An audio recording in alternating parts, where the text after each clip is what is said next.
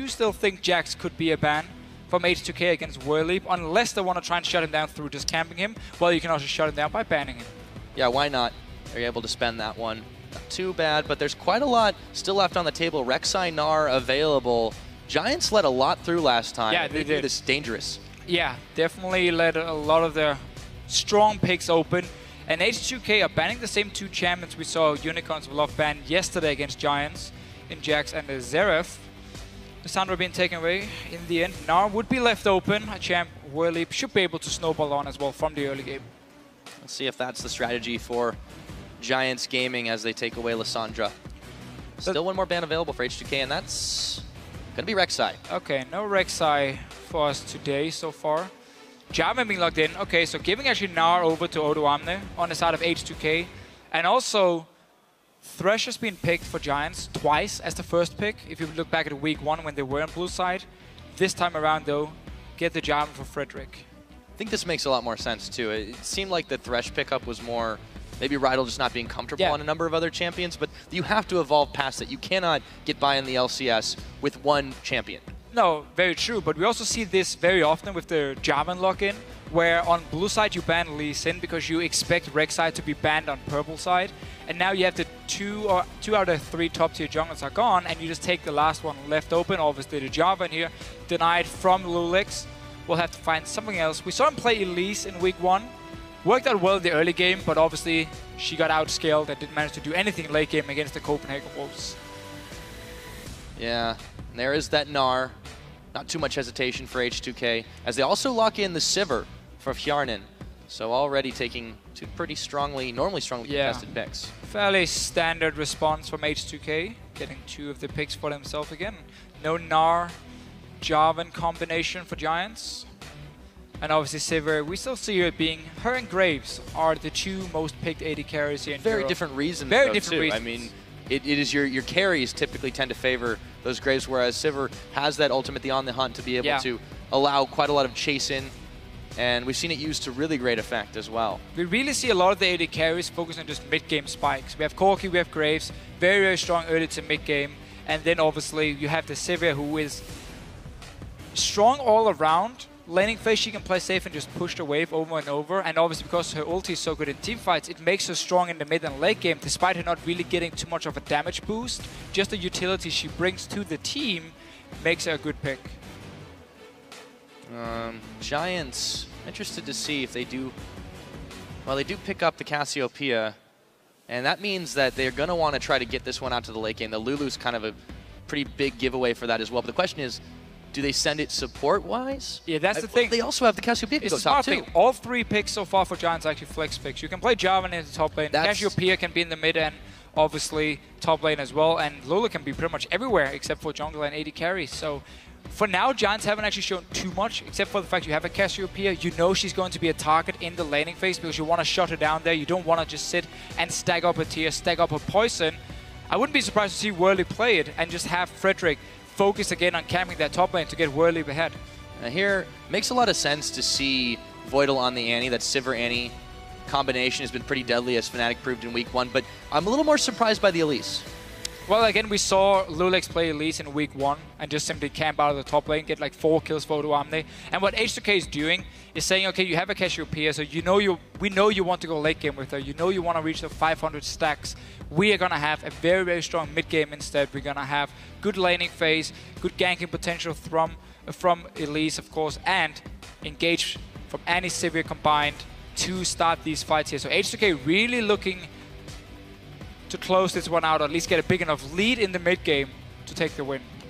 Whoever they do face in those lanes, as we mentioned, Giants still don't know. It's kind of crazy to think that they've been in the dark about this one, and hey, this would be a little bit interesting as the clock ticks down. They do lock it in, the Ezreal and the Ahri, so I think that gives a little bit more sense about where we're going here. Yeah, gonna be the Cassiopeia top lane, as we mentioned before here. Another champ for Whirlleap where he can really snowball, especially if he gets the help from Frederick. If Pepinero and Ahri can roam from the mid lane as well to the top lane here, it should be the goal for Giants again.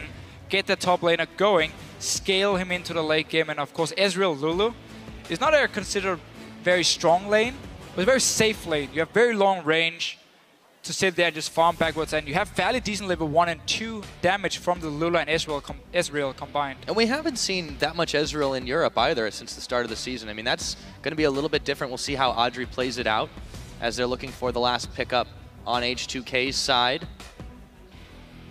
Yeah, really want to see actually which build we're going to get from Audrey. If he's going to go for blue build, because you do have enough damage from an Ahri and a Cassiopeia together with the Jarvan. So you can now try and kite around with the Sivir, obviously engaging on you. You have the blue build Ezreal, but we're going to have to see in the game itself what he decides to build. Picks are locked there.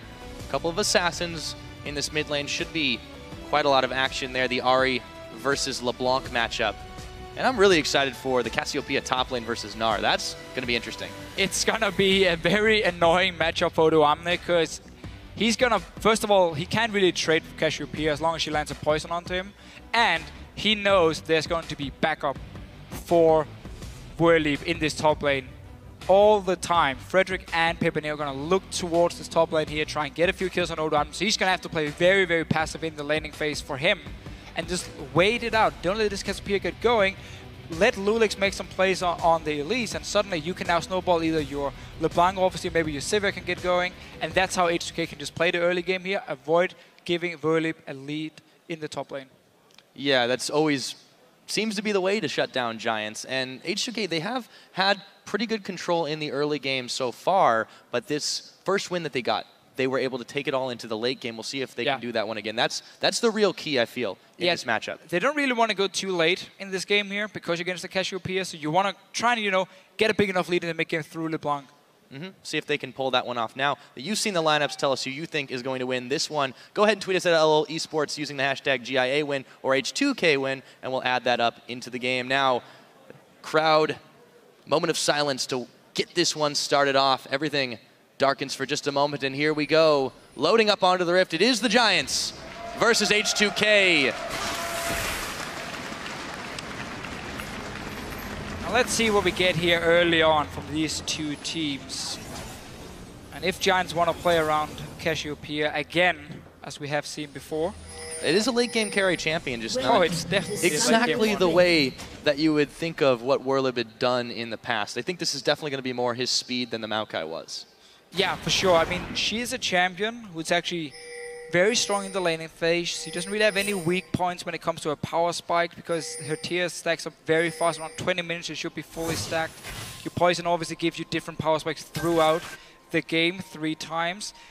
Her biggest weakness is just lack of mobility. You can gank her in the laning phase, you can catch her out in these team fights, and that's what H2K are looking to do. Also why they picked this Annie-Sivir combination to just flash tippers on the Cassiopeia. And a lot of damage being dealt here early on. Yeah, Audrey's actually finding hard, and here we go. Ryu gonna jump on Pepinero, and whoa! There's a first blood. Pepinero going down, but Lulex is gonna follow. Frederick comes in, and these teams have no bones about the early action. Flash burn by Ryu, poison ticking him down. Auto attack, flash, the heal is used. He stays alive, but they use that summoner spell, flash for heal. And this game just got quite started. Yeah, 2 flashes burned from Giants, but 3 burned on the side of H2K combined also with the heal and offensive summoners from Rio and Voidal here. So a lot of summoners being used, trading 1 for 1, and due to that fight, we barely got to see any walls being placed actually, just around the bottom side river. But this is pretty key here because the first blood was given to Ryu, and he is able to immediately pick up a second Doran's. That's gonna make Pepinero's laning phase really difficult. Especially also because this matchup is it's a skill matchup between Ahri and LeBlanc, but the early game where LeBlanc has the distortion, the mobility advantage, she can really determine when she wants to fight against an Ahri. So Rio can play very aggressive with this double Doran's ring here. Just gotta dodge around the charm, and he will win the trades. Yeah, Peppy is the one pushing in this early one because Rio did have to back, and there is a slight level advantage. Nice landing of the charm as well to start this one off. But again, Ryu has that item advantage to start it off. Everything else, standard lanes, both junglers hanging around the bottom side, but curious to see how that affects this later part of the early game. Yeah, so with both junglers starting on the bottom side of the map, they are looking towards the top lane. Could see them both recall, actually go back and upgrade the jungle item, and then get the red buff, potentially look for the very first gank in the top lane. If Whirlip is pushing it, as I expect him to do on Cassiopeia, that could be an opening for Lulex, but he has to care. But be careful about Frederick and the potential counter gank. Yeah, I would not be surprised to see both junglers taking trips frequently up to that top side. They want to keep Whirlip safe. That has been the Giants' strategy for the most part in this split. H2K, vice versa, have had a lot of success when they've done that, and they know that Werlib is really critical to the success of Giants Gaming. Especially when he's playing this late game carry. Very immobile late game carry. Plays the first ward here, so the normal jungle time before all the changes to the jungle was 320 would be like double buff jungler ready to gank. But because people are now doing full clears, it takes a little bit longer for them to get this double buff here. Therefore, Werlib could delay his trinket just a little bit and now has it placed to spot Lulex if he wants to go for a gank. Speaking of Lulex, he is making his way up to the top side, but he's looking at the Krugs first. Odoamne perfectly happy to just trade a little bit of farm for the time being. Werlib actually a little bit ahead in that. Although in the mid lane, Peppy is quite up on Ryu because of his early back. Yeah, that early back here in the instant level 2 for Pepinero actually forced Ryu to just sit back and wait for the minions to be pushed to his tower. That and he's eating charms too. He's actually not dodged too many of those. First gank. Here we go, Lulex. Into the top lane. Gonna send a spider out. That's actually gonna get spotted, so should prompt Werlib to back away immediately, and he does. Lulex going to back as he sees the ward. Well, actually doesn't. Fades away. He did see the ward disappear, so he now knows the timing on the trinket here for Werlib, knowing exactly when the ward was placed and when he can actually place the next one in about a minute's time. So he can try and play around it. He already picked up the sweeping lens as well on the first back. He can return to the top lane if he wants to, still having the red buff, and trying again to force a flash away from Werlib. He actually doesn't have flash, so Lulex can return to this top lane and go for the next gank. Yeah, there's still some timing to use in the aftermath of that crazy level 1. Audrey Rydell staying pretty safe in this bottom side. Quite a lot of poke, as you mentioned, from Ezreal. Yeah. Jarnan hasn't been too perturbed by it. He's kept up well in farm, but Voidal is taking quite a lot of damage if he's not too careful. Yeah, right now, I mean, H2K's bottom lane is just going to wait out till level 6 because, again, there is a lot of early damage from Lulu. She's one of the supports who can actually trade the best in the early stages of the game, as long as she controls her mana. So this lane is just a bit of a farm base for now. Voidal, though, has stun charge up, but really want to use it on Rydell. Oh, he is going to. Half health, though, but Voidal not too healthy himself. Audrey's going to turn it on. Voidal, though, in the front. Rydell extremely low, but he's got that sustain, as you mentioned, the boomerang. He's going to connect both ways on him. That'll force Giants bot lane to think a little bit twice. Not exactly why Rydell actually avoided, so he didn't really want to use his stun onto Rydell here, because then soon Audrey can jump. Lulex, though. Yeah, jungle combat, skirmishers smite down, and here we go. Here comes Ryu and Pepinero, who's going down. Looks like it might be Frederick, and it will be, but Lulex on the return. Peppy comes up with one for himself, and both junglers back to Fountain. Trading 1 for 1. Both junglers here ended up dying. Frederick didn't actually have his flash from the level 1. Meanwhile, though, because Werlib went back to base and didn't actually teleport to lane, he wanted to get that early tier so he can start getting it stacked up. I really think that is the best thing he can do on a casual. You want to get that tier early. Didn't use teleport back, though, so I actually decided to give up a bit of farm to Odoamne. But Odoamne also made the roam down, trying to help secure that one out. Peppy is a little bit low. Ryu is going to force him to pop a biscuit in that mid lane, but got to be careful. This starts to get a little bit dangerous. Ryu at level 6 now. Feeling a little bit more confident. Dodges that charm. Pepinero has no mana, so Ryu can just do whatever he wants. So even if a charm lands, there's no follow-up from Pepinero. And therefore, Ryu can keep trading back and forth once again. Like that. Jumping in. He can't safely farm at this point, and even though Peppy is a couple CS ahead, that's not going to be the same for long. Forced to back away. Lulex now making his way into the Giants jungle. Frederick busy clearing out his Raptor camp. Yeah, and as soon as you have the pressure in the mid lane, it opens up for your jungler to actually walk into the enemy jungle and use that route to get to the bottom lane. Yeah, so he's sitting there now. Oh, Andre's walking straight into it. Ooh, big trouble. He's going to be able to E away, but not quite enough to kill him. Ignite is ticking his health bar, but he does get away. Oh, Frederick here as well. Teleports both being spent. They decided to flip the action switch, and here comes Werlib, but there's no backup. Odoamne's here as well. Flashes, ults. They found Voidal, but there's no follow-up at all, and Voidal takes the kill onto Werlib. Werlib actually flashed behind two guys from H2K and then only managed to hold on to Voidal here, not exactly the target he wanted to get. He should just cancel his teleport. As soon as the fight was over, cancel it, stay in your lane and just sit and farm. Just stack up your tier, stack up your poison. Don't look for early fights in this casual PA if you don't have to in this situation. One-on-one your laning phase, farm, it's all you have to do, and yet he went aggressive for it and actually ended up losing on it. Yeah, really awkward read there and didn't quite work out for them. Looked like it could have been a great escape, but Werlib steps up and volunteers this tribute, running into 3 members of H2K. It's going to set him back just a little bit as the rest of the lanes settle back into the farm game. 2 of the early kills have gone to Rio. That is massive for H2K. Their mid game is going to be very strong when you have Sivir Annie to start the fights. Now follow up, and of course, you have the LeBlanc who can just assassinate people. It's going to be scary things for H2K, or scary things for Giants in this case, because H2K can really push their lead once they complete the DFG on Rio. Yeah, which is still alive because it's 5.1 for the people who wonder. Yep, just for a little while. Not yet gone. Frederick now going to jump onto Ryu, who will distort his way away. Pushed a little far forward. And Giants really trying to make early plays here. And I feel like that's fine if you're not Werlib. That really was the key mistake there, and we'll see if it does end up burning them. Now, back to lane, Peppy is there. Ryu going to jump forward, find some more damage. Just like that, half his health bar is gone, and Pepinero can't return fire. Just keep dancing around with the distortion. Pepinero would have to blow his ulti to actually follow him if he wanted to. And we haven't seen as much action in this top lane as we expected. One gank from, oh well, I mean, Lewis was up there once and decided to back away, and that was actually it. We haven't seen too much. Flash is still down for Werlib, by the way, after that escapade in the bottom teleport lane. Flash. But Lulex has not made too many trips up there. He's been a little bit more interested in getting his clear on. Has the Chilling Smite, as we mentioned before. He get a bit tankier on this Elise now. Yeah, standard build on Elise, you go full tank. Juggernaut coming in as the first item. You can get some magic penetration early if you want some more dueling power. But they've got so much damage and magic damage in general with Ryu. And it's purely for the early game. It's purely for the early game. You just get flat magic penetration, so you are stronger in these ganks, or the counter ganks. But he has just gone straight for Ruby Crystals into the Juggernaut. He want to get a bit tanky for the first dragon fight. Because again, remember, H2K, they want to fight in this mid game. So having this Elise sitting on a 500 HP bonus from a Juggernaut is a big bonus for them. Pepinero, every time we pan back to him, he's just a little bit low here, and Ryu just finds even more damage. It's not enough, but it was close. Ryu has been the first mid laner to keep Pepinero in lane all the time. Pepinero used to just roam to top lane, roam to bottom lane. No.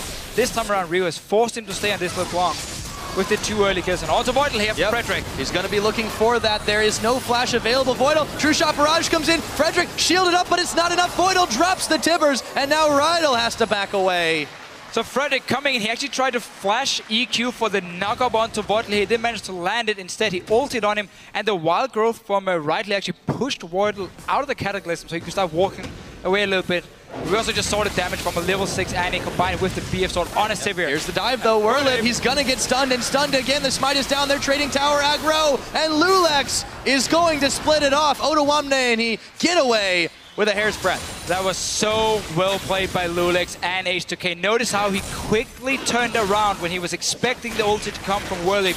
He just turned around, didn't get stunned, just took the damage and could then go in and finish the kill. Really nice setup here, and predicting the flash, or the ulti, sorry, from Werlib. And they've spread them so thin now. Pepinero misses the charm, eats so much damage. Again, Ryu is just making his life extremely difficult. He's already taken down the tower, and now he needs some help from Rydal. And second game we see now where Giants are in trouble. In the early game, Werlib didn't manage to get going. Frederick didn't manage to find the right ganks, and suddenly they're falling behind, just like they did yesterday against Unicorns of Love. And we do see also Werlib now going Giants build, want to get the Rylai's as his first completed item, and then you get the Archangel after once your tier is fully stacked. H2K in a very comfortable position right now, establishing a bit of vision control, some roams by Voidal to get some of that vision control up, but Giants also trying to make sure that they aren't going to be in the dark when this dragon starts.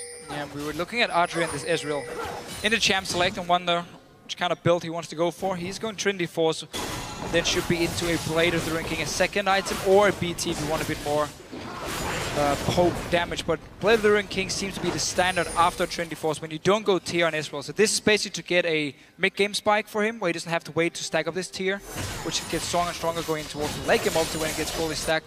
But he's just going full mid-game, get a Trinity Force, and be able to duel or fight against H2K when you know they're going to be the strongest. Yep, now Pepinero in some more trouble. Ryu's going to find him, and the damage. Thank you, DFG. Once more, the DFG comes in handy. That's going to prompt a Dragon start for H2K. They're going to try to grab it all and more. Dragon going down to about half health here, and there is no response from Rydell and Adri, although the true shot barrage was not quite enough. A little early, and Lulex smites it down. And the thing is here again about Rio in this mid lane. Everyone says he's really good one-on-one. Like when you talk to the mid laners in Europe, they're like, yeah, Rio is very good one-on-one, great mechanics, but he's just not really working with his team. This game and the game yesterday, he got a great start in the laning phase, and he's really using it just to snowball it completely. And now he's roaming a little bit. This tower is gone. Whirlip has to run out, but look at that. Health bar is so low, he flashes away. That time, the flash actually ensures his survival, but H2K grabs a turret down on bottom. They're just grabbing everything where they can. Yeah, and Frederick, because he can't really follow all these quick rotations from H2K, decided to pick up a second pair of boots, see if he gets a bit of extra mobility. Sadly for him, the game doesn't work that way. That's a little too bad, you realized, just a little bit after that. But Ryu has been magnificent in this mid lane, and he was underperforming a little bit last week. Started to step up a little bit more, but against Peppy, you're right. He's kept him in check. He's been 2-3 steps ahead. And on this LeBlanc, he's made it very clear. Well, I can't even talk about that because Adri is in a little bit of trouble himself. Actually going to burn both of his summoners to try to escape, and he should be able to walk it out from the Tibbers. But back to Ryu. This is why DFG is getting removed. Well, this is at least the first week we actually see Ryu in Europe perform well. Because when Rocket at IM Cologne, it didn't work out for him. Millennium obviously failed to even qualify to the expansion tournament where they actually lost to Giants, funny enough, in that game 2-1. And a game where Pepinero outplayed Ryu in the mid lane in the wins for Giants. Well, now he's getting some revenge while they're both in the LCS. In the expansion tournament as well. H2K Giants faced off. We all know how that one ended.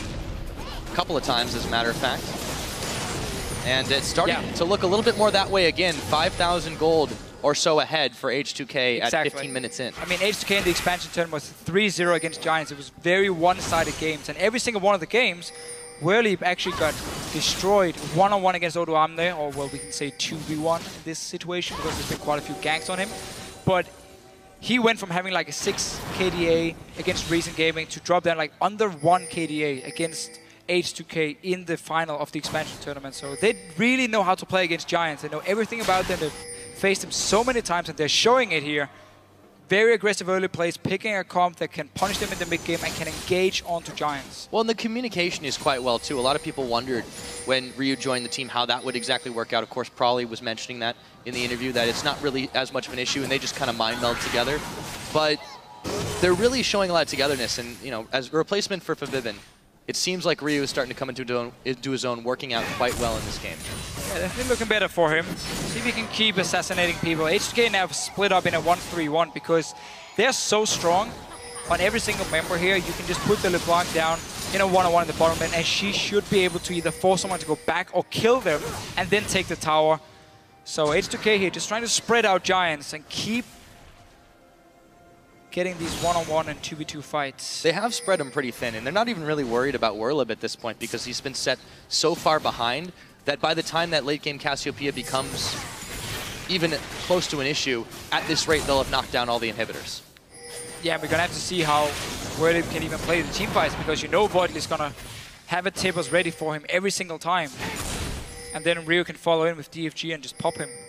Yeah, and there's not as much peel too. I mean, this is the thing. You've got the Lulu Wild Growth, and that's about it, really, to try to keep someone alive here. And here we go, Lulex getting a little bit far forward. Pepinero trying for the charm, not quite connecting. Teleport coming from Odoamne. A big Tibbers is going to connect at Pepinero's health bar. So low, and Frederick now can't quite flash the wall. He's going down to Odoamne. It could have been worse, but still, H2K leading the charge on this tower as the teleport comes in from Whirlip. What was he doing? Ryu with another kill, and that'll be a tower too. H2K is simply outplaying Giants in terms of just the mechanical play here. Notice again how Lulex, he dodges the charm, and then instantly 3-man tables from Voidle. H2K wins another fight, even get a kill on Whirlip. His teleports have been awful this game. That was the second time I was about to say that Whirlip is teleported in with no backup whatsoever. Really questionable decision making from him. And that is going to be H2K picking up even more of a lead in this game as they head back to mid to clear some waves out. Yeah, we're not even hitting 2 items yet for any of the guys on H2K. Morello Nomicon coming in for Ryu, obviously. We need a second item on Yarnan here. He just sit on a long sword, so it could be a Ghost Blade simply to really snowball again this mid game here to get that 6-second power spike and more mobility as well to dodge around the Ari Charm, dodge around the poison from a Cassiopeia, because she needs to land it for it to really do damage. If you fire one Twin Fang and you have no poison on the target, you suddenly have such a long cooldown on it that you lose all your DPS. Giants now trying to grab a little bit more control back over by this Dragon Pit. It's due up in about 30 seconds.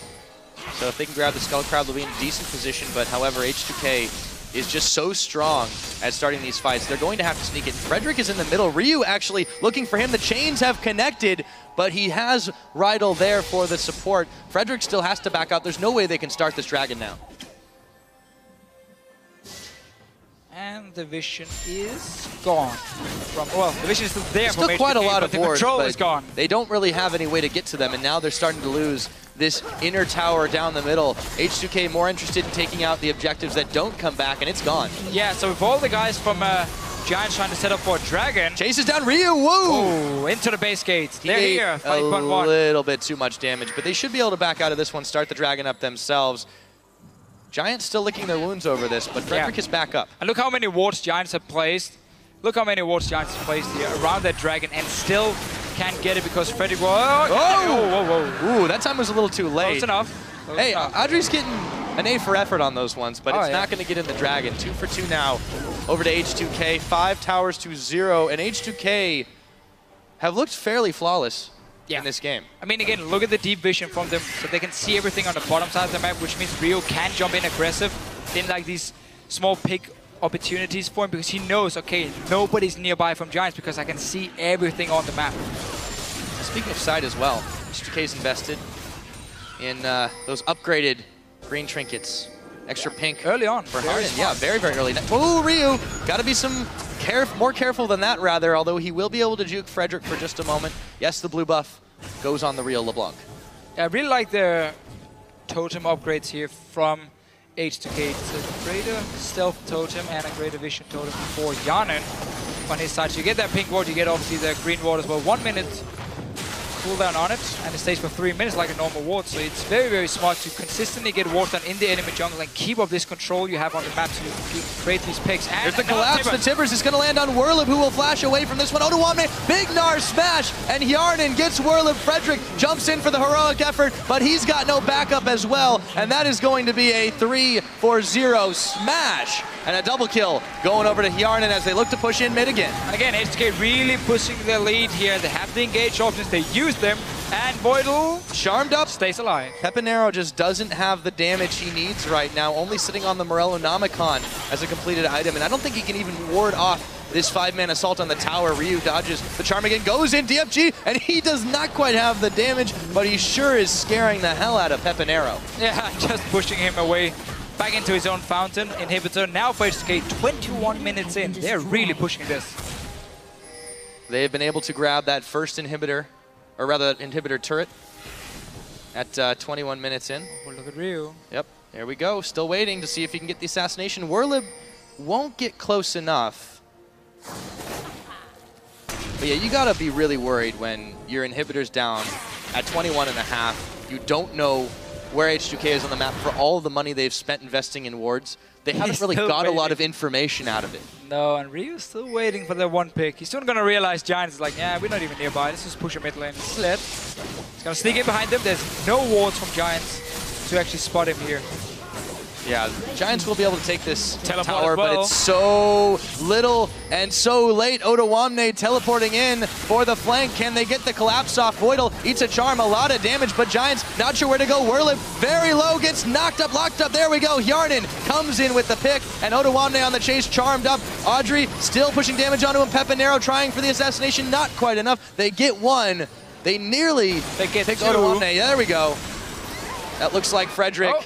Voidal actually is the one who goes down in that one. That was really hectic second win, but still, H2K coming out on top. They've got waves pushing in every lane now, and it's disaster mode for Giants Gaming.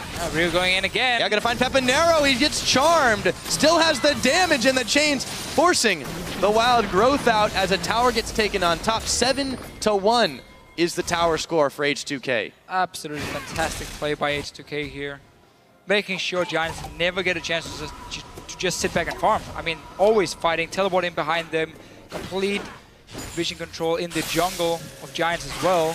They don't give a response time to Giants. It's just not at all. One attack, one place, another place, and you're forcing them to play on your own terms. And this is how Giants had lost their last game, but H2K can keep it up. This was a 6-minute tier from Whirly, and it's not even fully stacked yet. Let's take a look at that. How slow it is for him. Yeah, so Odo Armor teleporting in. Rio, of course, has been hiding in the jungle of Giants. Well, let's take a bit of poke, but Whirly here actually blocked by Yana with his spell shield, and he's not been having a great game on this Cassiopeia here. H2K are just playing around it, dancing in, not really face planting their way into Whirly and Giants as a team. But all in all, just a beautiful setup, and obviously Pepanero managed to get a turn kill in the end. Yeah, even with the Tibbers drop there, yeah, Pepanero still grabbing a little bit back into this, but he's 2-2-1. If you want to call that sort of the bright spot of Giants right now, it's a little bit of a stretch because, yeah, 0-5 on Warlib's Cassiopeia. He's made some really oddball decisions that haven't worked for the team this game. He's been getting danced around by this H2K team, this very mobile H2K team, I might add. And yeah, they've avoided all of his ultimates. Exactly, because H2K are so mobile and because they have this Sivir here to speed people up. That's actually why I was not saying expecting, but I would have understood if Atri had gone for like the blue build Ezreal, because you have so much damage from a Cassiopeia and an Ahri, and you can go for that build if you're not the main damage source on your team, which he's not. And then you actually have some kiting potential together with a Lulu to stop H2K from just running into them every time and getting the engage they wanted to. But instead, Baron being started and no reaction from Giants. Yeah, they're not really feeling confident enough to even move out that far, although Lulek's a little bit low, will get the smite down. Ryu is actually fending off the entire Giants team, and well done. He'll get the empowered recall. Excellent control of the neutral objectives this game, as well as the towers. They've barely given up a thing. Oh yeah, I mean everything has just been in favor of H2K in this game here. And credit to them.